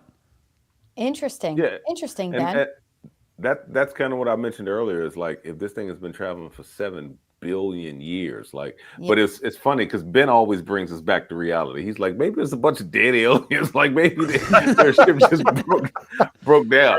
Like, no, that is so true. So, my thing is, what is that thing that they do at the Olympics when they spin around in a circle and then let it go? Oh, the hammer throw. Yeah. So the hammer throw. So, who knows? Like, most things in orbit. Well, I don't know, but a lot of things in the solar system travel in a circular path. So what if this thing is just on a much bigger circular path than we know about? Like, for 7 billion years, and like that. And like Sean said, I was just thinking keeps picking up speed. So each year that it goes by, it just keeps picking up speed. But in order for that to be the case, wouldn't that suggest that it's orbiting a much larger thing, which I think anything that would have enough mass to cause that, we would know about. We'd be able to detect that, and it would affect the... It's because it's only, like I said, 7 miles wide. So to have a society, like Marie-Anne was saying, to have a society, well, she said how long would they live? But somebody else said, maybe a society, I think it was Ben, to live within 7 miles over 7 billion years. Like, you'd be up against the window. Yeah, little tiny things, Maybe they're like... Possibly. Yeah. I want to go back to a question that somebody posted in the... go ahead, Sean. No, because Myron hasn't answered how alien... go ahead, Myron. Knowledge of aliens would change his outlook on life, worldview, whatever the thing, Oh, it wouldn't, because I believe that we do have aliens that have been around. I just don't think we're the only. I think it's, at one point it was 13 solar systems that they identified that had a planet that was the same distance away from the sun. So it will put them in that, I forgot what they call it, the Goldilocks zone, but it's gotten much more these days. It wouldn't change my outlook on life. I didn't want to bring it up, but I did wonder what people who are very religious would think about it. Okay, that's my good main thing. Backstage, I will tell you exactly who I thought of in my mind, but I don't want to say it on the live stream. But I would be very interested in asking those people in particular, what now? I mean, I'll answer live. I don't care. Doesn't bother me at all. I mean, so like something you said was really interesting, Ben. So like the Bible is written from the perspective of human beings, right? Like everything is written from not from our perspective, but for our perspective, right? So like there's no need for us to know about aliens because it has nothing to do with the lineage to Christ. It doesn't do, like, that knowledge would not serve what the Bible is about. So I mean, you could have it for additional information, just like, people like give the Bible crap for not talking about dinosaurs. Again, it's irrelevant to what the Bible is about. So, it's like if you read any other book that was about a specific topic and then like complained that it doesn't cover other topics. It's like, well, that's not what the book's about. So, I mean, like if you were reading like a survival guide and you're like, well, how come this doesn't talk about dinosaurs? Because it's a survival guide. So why would it talk about dinosaurs? So here's why I dispute that. Is because the Bible does give a story and an explanation of the creation of life. Yeah, and but in the creation of life, it left out. But again, the whole creation, because like as far as it talks about like all the stuff, the universe, that's like just a couple sentences. But then all the detailed part is about Earth. So it's all from our like Earth's perspective. That's when it goes into like the various creative days, and like that's all this perspective. It's all Earth. So it's possible. Well, I mean, I'm just saying what the Bible says. So like, I guess my whole thing is, if the God of the Bible is the God, then aliens are just another thing that he made. So it doesn't change anything. Correct. I had the feeling that people would say that. I mean, because capital I with a capital I, if, right? Italicized, bold, underlined, if. Yeah. Well, I mean, you guys can believe whatever you want to believe. Right. I'm just saying, if that is the God, then he's outside of this plane of existence. So everything that's within this plane is things that he made. So like aliens existing doesn't change anything. It's just other things he made. So I mean, it's I guess I just took your question to mean, does it change I was asking more like, I thought you were asking more like, does it change if I'm scared or, No, I'm answering Ben's question. Yeah. About like, so, okay. So it is somebody who is, well, more religious than us. I like, would your explanation be that any being anywhere, even not on Earth, was created by God? Yeah. It would have to. It would have to be. If your belief is that strong and deep, it would have to be. Yeah. Well, I mean, because the Bible is clear that he created the universe. So everything. So that would include everything that's within this universe. Now, if there's other universes we don't know about, then he didn't make those, and then we can have a discussion. But, so. Well, maybe he did, and he just didn't mention it, like he didn't mention the aliens. Yeah, there's a lot of like the thing that I have is like there's a lot of not mentioning stuff that we found later, and all the stuff that wasn't mentioned just happened to be shit that they didn't have the technology to know about. That's fair, Ben. Back when it was written, you know what I mean? Like, but that's that's faith. It's right. That's exactly what it is. Leaps. Otherwise, absolutely. Faith. If it's a fact, then it's not faith, and that kind of loses its meaning. It's not. Yeah, right. There's no risk in it. Then, like, there's no. Yeah, and I'm not an anti-faith person. I'm not saying I don't believe in God or anything like that. Well, yeah, I mean, you better not be. You have the halo above your head right now, Ben. I mean, now we need the soundtrack that goes. That was nice. Thank you. That was nice. Both of you. So I guess we're all kind of on the same page with the whole like we're not alone thing, right? For once, this panel is all on the same page. Like we've got to be. We've got like 7 billion years. There's no freaking way we're alone. There's no way. There's just no way. Even in my crazy Jesus universe that you guys are not a fan of, I mean, the idea that he made all of this and we're the only place in this whole, the universe is gigantic. The idea that we're the only intelligent life out there is, I find that to be impossible. Yeah. Yeah. Because the universe is massive. Like it's crazy how big the universe is. Does it make you crazy to think about that shit? Like to think about how far that thing traveled 7 billion years, like how far off that is from us, and like we're just like floating out here in the middle of this giant. It's like what's Horton Hears a Who? It's like we're like a little who on a little dust mite. It's crazy. Yeah, that's crazy. Mm-hmm. It's been a very interesting, like these last couple months following this story has been very interesting. Regardless, it's been interesting to follow. I eat this stuff up. Yep. Yeah, it's a lot of fun. And now we are perfect segue to do rapid fire. Okay. So now Brian had Rick scheduled for one. Obviously, Rick's not here. B has one. But is there anyone on the panel who would like to take a rapid fire? I can do one. Ha! Sean. Oh, hey. You guys can answer or not answer it. You're teachers. Yeah, I know you don't want to answer this question. Go ahead, Ben. Do yours first. Go ahead, Ben. Well, now I want to know what this is. Let's see. Well, we'll let you go first still. They kind of know. They one or maybe a couple favorite horror movies. We just got done with Halloween. I love watching horror movies around Halloween. Okay. Okay, I'll go. If I had to pick, I really, really hate scary movies, but it would be The Exorcist. Yeah, Wow. sure.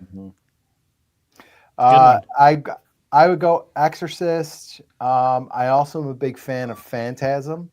Scared the shit out of me when I was about 8 years old. Yeah. And I like the original Blair Witch Project. Okay, Myron.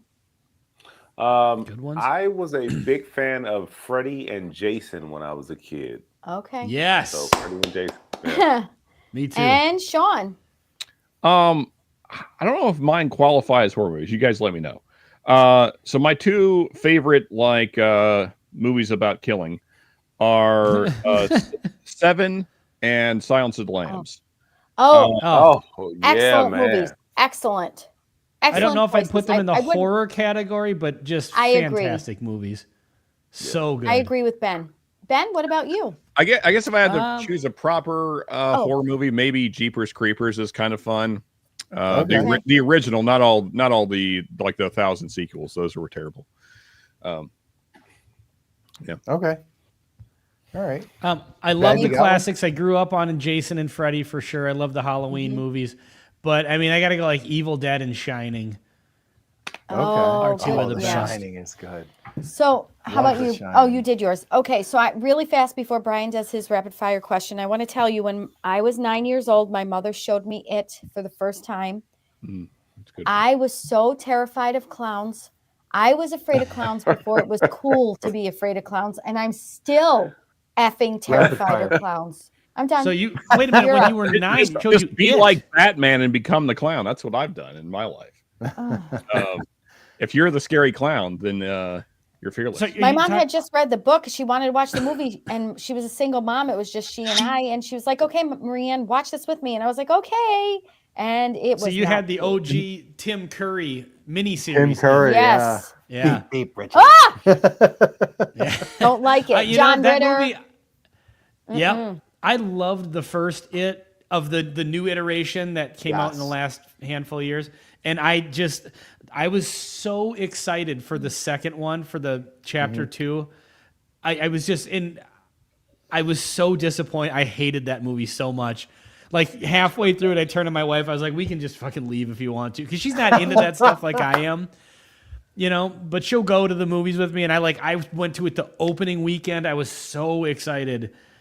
And I've never been more like the two movies that I've been let down by the most, It Chapter 2 and Halloween Ends.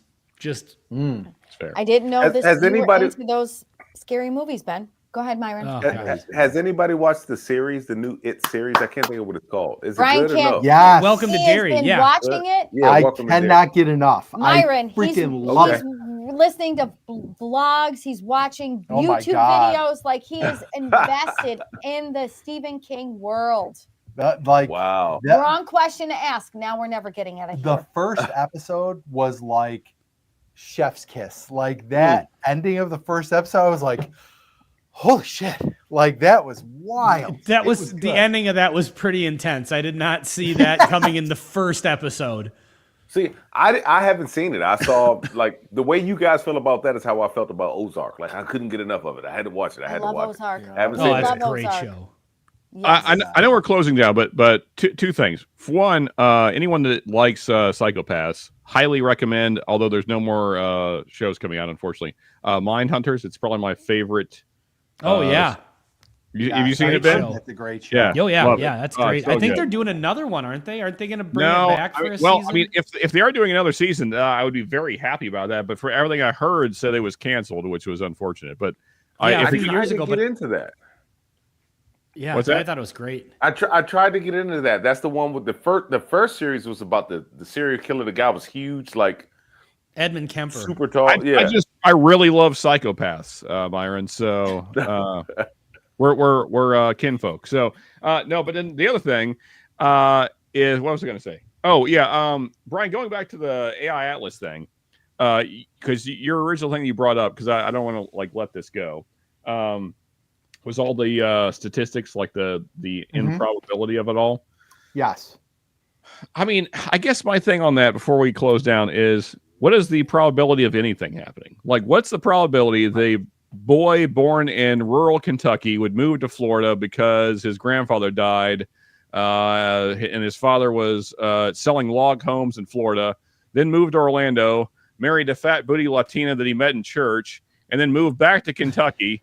I mean, what's the probability of that happening? I mean, like, oldest story in the book. I've seen it a million times. I mean, so like, it's like, I think that if you chose any rock in the universe, the probability of it doing all the things it did would be roughly the same. They would be also infinitesimal.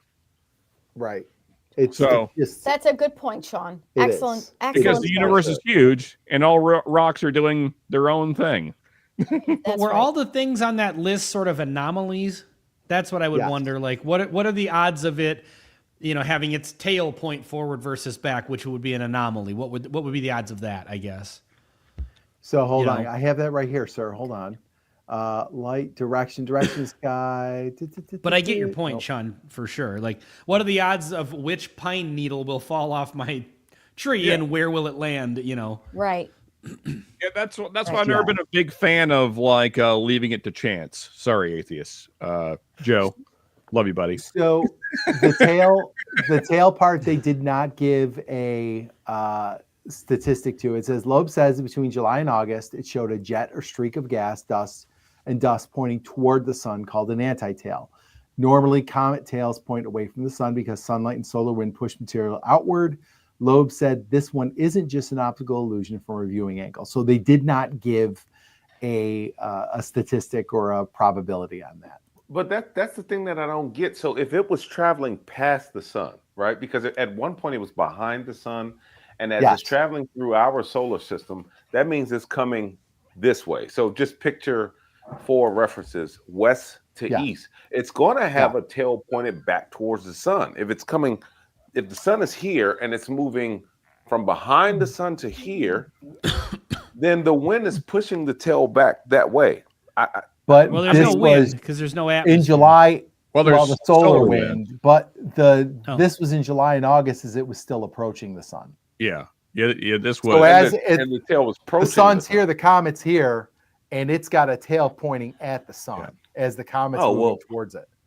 It was either the magical bullet that hit JFK or the one that hit Mr. Kirk. So I don't know. Yeah, that's it. Either one of those. They both travel very strangely. I'll tell you, we are on a panel with very, very smart people. I suppose maybe. Go ahead, Sean. Like maybe you could apply the same thing. Like, what are the odds? What are the odds that bullet did X, Y, and Z? You could say. Infinitesimally small, because I know how vertebrae can't stop 30-06s.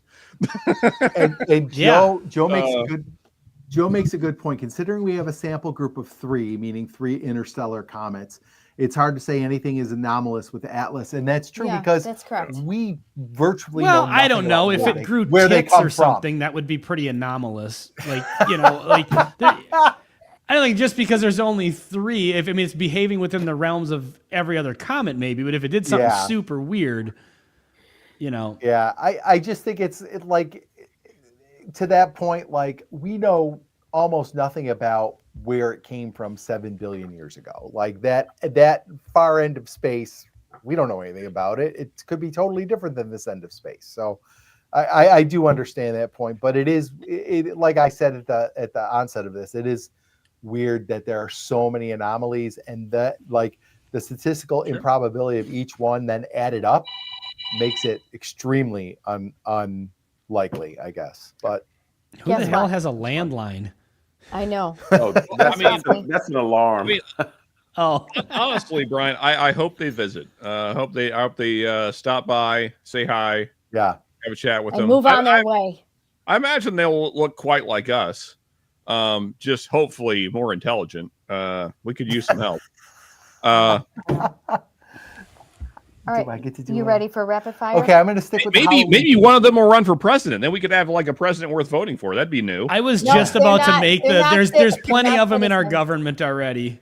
Lizard not aliens. Natural born. No, lizards don't count. Then lizards are not alien. They're from this. You've got a constitutionalist here. It would never happen. Not natural born citizens. You need an amendment to the Constitution. Hey, cheers, William Hall. What's up, buddy? Good to see you. Hey, William Hall, what's up? All right, Brian's gonna rapid fire, and then we're gonna peace on out of here. Okay, so I I'm have- going to stick with the Halloween theme because we just had Halloween. Best and worst Halloween candies. Oh, Oh, okay. easy.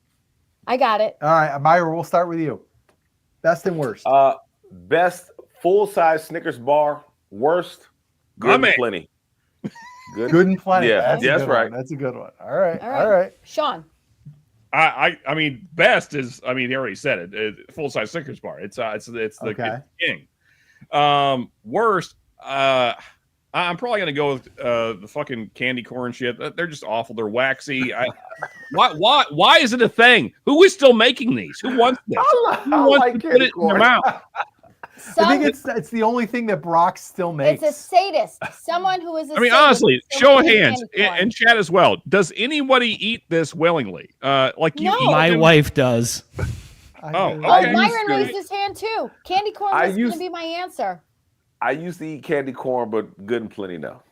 Oh my God. Okay. All right, All right. Ben, you're up. I'm torn between. I was torn for the best between Snickers and Reese's peanut butter cups. Those are my jam. Okay. So you get the big, either the full size Snickers or like the king size Reese's peanut butter cup with the big Oh. chunky. Oh, good Yeah, God all right. Almighty, so good. And then the worst was like when you would get like an apple or some shit. You ever get fruit or something stupid like that, or a toothbrush or Oh yeah, from the freaking I've gotten hippie. toothbrush. Handful of hippie in pennies. your Yeah. neighborhood, handing out fruit. Yep. But if I had to pick a candy, like I don't know, anything with coconut in it. Oh, God. Almond joys are the most delicious thing, Ben. Oh, what they're the good. hell? God, I hate coconut. Oh my God. Can I give you guys a real quick tip Shaved here? coconut's gross. Yeah. I hate candy corn, but my wife does this thing every year. She likes it, but usually every year in the fall, you take candy corn and you just mix in an entire, like you take a bag of candy corn and you mix in peanuts, just regular salted peanuts with it. And when you grab a handful of that and eat it like trail mix, and it tastes a lot like a salted nut roll, if you're into the sweet and salty thing. Okay. I don't believe you, and I don't want to eat nut rolls. We are going to leave that alone. Anybody up for some salted nut roll? No, Yeah. I'm not up for that. Thank you. I'm up to answer the question though. Honestly, my answer was going to be candy corn is the worst. Well, you can say candy corn. I is the am worst. still Okay. saying that. And okay, honestly, I like a full size Kit Kat. Kit Kat. Mhm. Oh, That's a good yeah. one. All right. Yeah. Yeah. Kit Kats are good. I Kit love Kat. them. I love Kit Kat, and I also love Heath Bar. Oh, Rob Walker. Yeah. Those Yes, awful those were peanut butter things. Terrible. I Yeah, love and peanut if butter they- too, but those things are just terrible. I will And say, if they were stale, they break your teeth. They were terrible. I Yep. love peanut butter chews. Oh, come on. There's something All like right. they got a peanut butter flavor, but there's something about them I can't is. I don't know what it is, but it's like it's kind of like a Bit-O honey. There's just something about it that just like It always gets stuck in the back too. Like you can yeah. never Oh get- yeah, for sure. Yep. all right. Final Uh, question, folks. I will go. Oh, I will I'll- go best. No, you're okay. Best would probably be Snickers. Oh, you're just or- bandwagoning it. Well, but I like all How about a those, like full-size Snickers, Milky Way?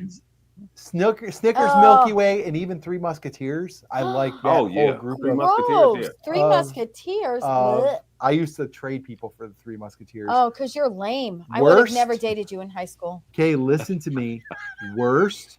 There is no debate on this with anybody. All the years were valid worst candies, but the absolute worst candy is Dots, people. Dots. I like dots. I like Oh. orange dots. Oh, come on. No and way. yellow. There's no way. Worse than I candy like orange corn? and yellow dots. Dots Right, are the Brian's worst. high right now. They're in your teeth for days. No, but Yeah, I don't like dots either. worse They're than better a than Whopper. candy I mean, corn, though. True Dots. a mothball. I don't mind the malted milk Oh balls. God! Dots. Get out of here! They You're- like glue your jaw shut. I'm gonna glue your jaw shut. You're wrong. Wait, They're wait. terrible. does Marie Ann have an issue with Whoppers? Those See, things are Joe. fantastic. She does not like Whoppers. Oh God, no! All right, we're no longer friends, Whoppers. Marie Ann.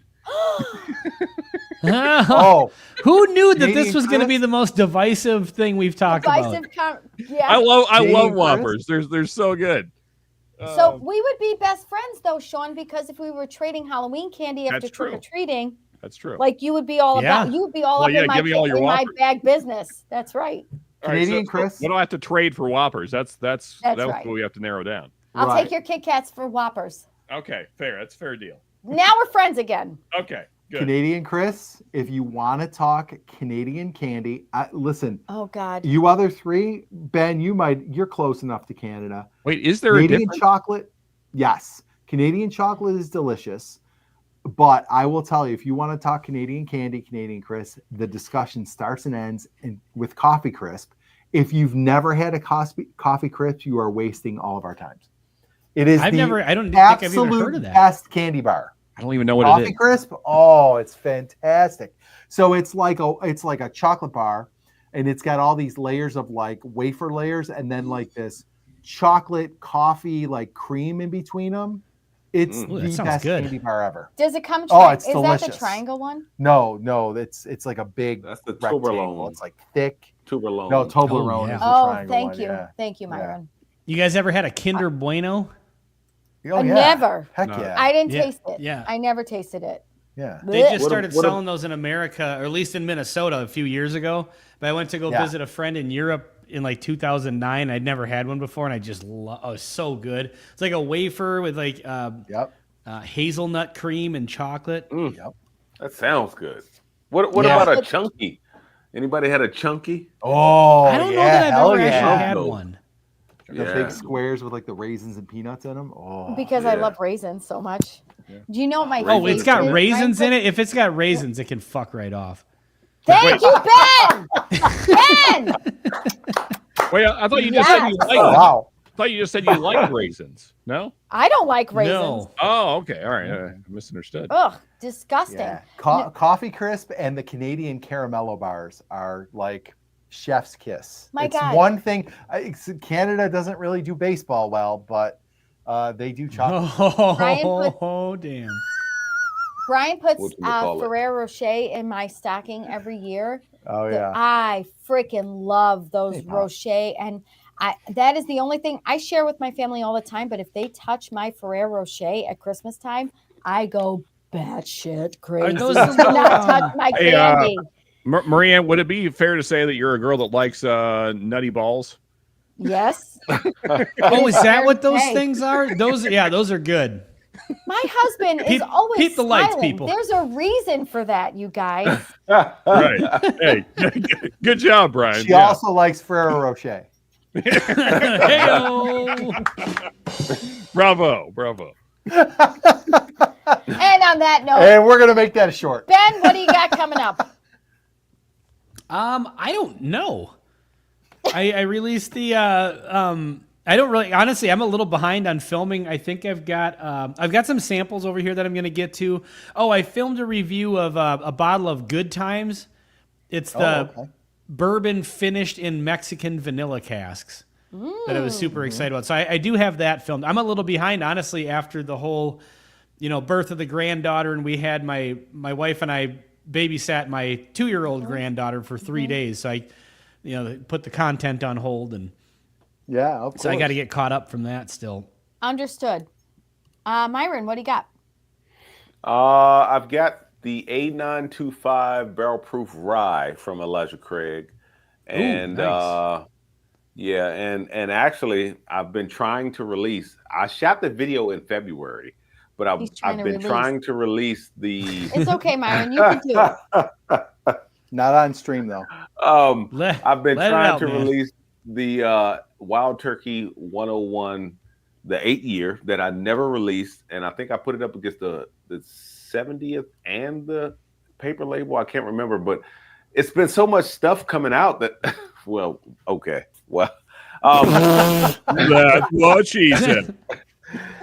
it's Push the button. you know, I'm I- confused. There's there- so much coming out, and That's you're what trying she to said. release. I don't get it. I know. No, Myron There- has no. there- Myron has got everything coming out. I'm sure of it. we, Good God. we've had so many great releases that I have not been able to put out any of the new bottles, So that release has kind of been shelved. But like I said, the Elijah Craig A925, that's gonna come pretty soon. And then the Wild Turkey, and then I've got some sample videos, and that's pretty much it. Like Brian said earlier, like we are pretty much at the tail of the year, That's right. and there aren't a lot of bottles that I don't have or want to have.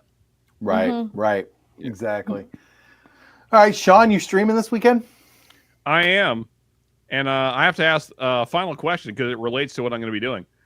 Okay. How large of a rager will you be throwing this weekend because Dick Cheney died? 10. Full on 10 over here. As soon as you said how large of a rager are you going to be throwing, I was like, this is going to be a Dick Cheney thing. Yeah, buddy. I was going to get a ruler out. I think we're going to stick with Dick Cheney themes. Burning buildings, roughly 200,000 people dying behind me. Just the legacy of Dick Cheney. Just trying to, I want to, send him off properly. All right. Yeah. So, talking Dick Cheney, also should be noted that a plane exploded the same day that Dick Cheney died. Oh my God! That's a strange coincidence. That UPS plane was that freaking believable. Is tough to watch. I'm sure that was Dick Cheney's final wish in hell or whatever. Just one more plane explosion to send me off. Anyway, outside of Dick Cheney stuff, we'll probably play some music, I imagine, at some point. I don't know. Is there 9/11 music? We'll figure it out. Yeah. How about what's on Dick Cheney's afterlife playlist? What's maybe chat knows. What's Neocon's favorite playlist? Maybe we could look that up and see. Anyway, yeah. Beds Are Burning comes to mind by what's it called? Who sings that? There you go. Midnight Oil. Also, there you go. A final thing of note for me. Yesterday was November the 5th. Remember. So overthrow your governments. Do it. Choose one. Overthrow it. That's it. Yeah, that's my plans for Saturday. Okay.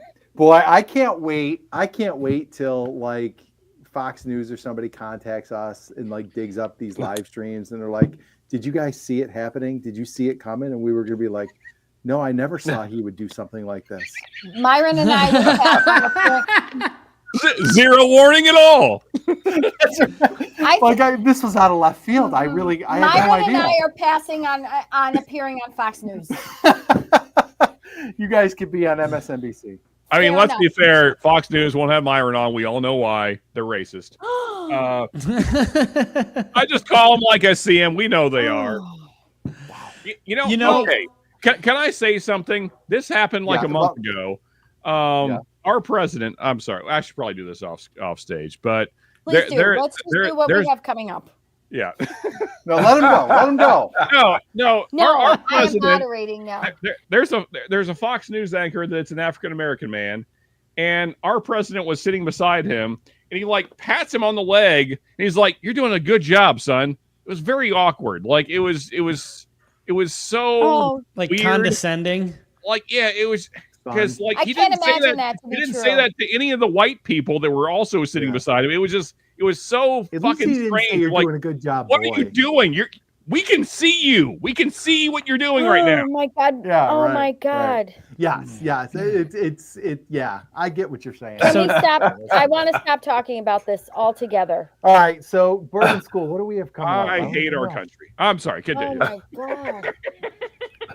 Bottle Haul Monday. We got. Do you know how many bottles we got in October? I said at the beginning. We got 18 bottles in October. Don't say we. I got 18 bottles in October, and Marianne was not happy about it. I just keep the catalog of it. And we do have a video. That's fine. You're going to set up. No, wait a minute. You're going to set up my village without any complaints. Do you know what we're doing Wednesday? We're doing bourbon trends that need to die. Okay. We're going to film that this weekend, and that's going to be next Wednesday's video. Okay. And unrelated to Bourbon School, we are setting up my village this weekend. Our hope is to be set up before Friday because we're having Friendsgiving on Saturday of next week. We will have a video. I'll put it out on my personal Facebook page. I think all of you are friends with me on Facebook. So my video will be out there. We're up to about 150 houses now for my village. So Wow. It's a I know. monster. Nice. I know. I'm really excited about Oh, it. here it is. Okay, and then we're gonna have a live stream coming up soon. So this is Eric Legrand whiskey. He was a player at Rutgers who was paralyzed in a game, and then now he's gotten into the bourbon game. And they sent us this. I haven't tried it yet, but a viewer is associated with him like in the business and kind of put us on to him. And we've been texting with him. He's a super nice guy. We're going to have him on a live stream. We're going to review this in the meantime, but it's an amazing story. He's actually got a book out. And so really cool story. And the money, some of the money from the bottles goes to the Christopher and Dana Reeve Foundation. Oh, how nice. I didn't know that part. And he's like completely paralyzed. Like it's a guy who probably could have just been like, well, F it, I give up. But he was like, no, I'm going to do something else, roll with this. Yep. So it really cool. Like this is like the Rutgers Scarlet Knight edition. It's got his number on it, number 52. Really cool stuff. So we're going to review this, and then we're going to have, hopefully in like this month, have him on a live stream to talk about it and kind of tell his story and stuff. It's really, really cool stuff. So that'll be coming up too. So And that's what we got. that's what we got coming up. Yeah. That's cool, man. So thank you to everybody who stuck with us. Yes. All the way thank through. you for sticking around. And we'll see you. When's the next Whiskey 6? Next Whiskey 6 will be, let me look at my trusty 3 dusty weeks from calendar. now. 3 weeks from No. today is Thanksgiving. Oh That's yeah, what 3 weeks from today is so Thanksgiving. I would presume it's 2 weeks. It's from going to be today. 2 weeks from today. It's going to be the 20th.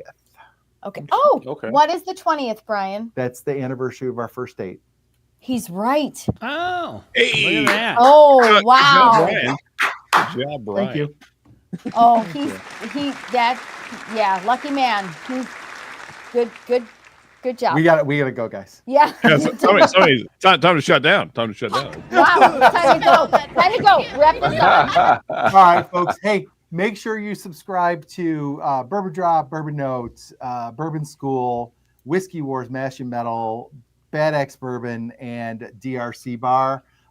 Hopefully, Bobby and Rick will be back in 2 weeks. Don't know if we'll have a guest. We'll talk about it. We never have a guest anymore. It's We don't need a fine. guest. We don't need a guest. We don't need no stinking This guest. shit runs on us. Wait a minute. I have one more question. What? How many years ago was our first date? 25, No, 24, 26. 26 years. Exactly. Nailed it. That's you're close Nice. enough. It's all good. I love how Myron left us. It's like I'm out. Oh, Not- where did Myron go? Byron, We peace lost out. his video feed, but his audio, it said he's still Yeah, in with he's- audio. He's still Oh. backstage. All right, guys. Thank you all for joining us. We'll see you in 2 weeks. Have a good couple of weeks, and cheers. Cheers.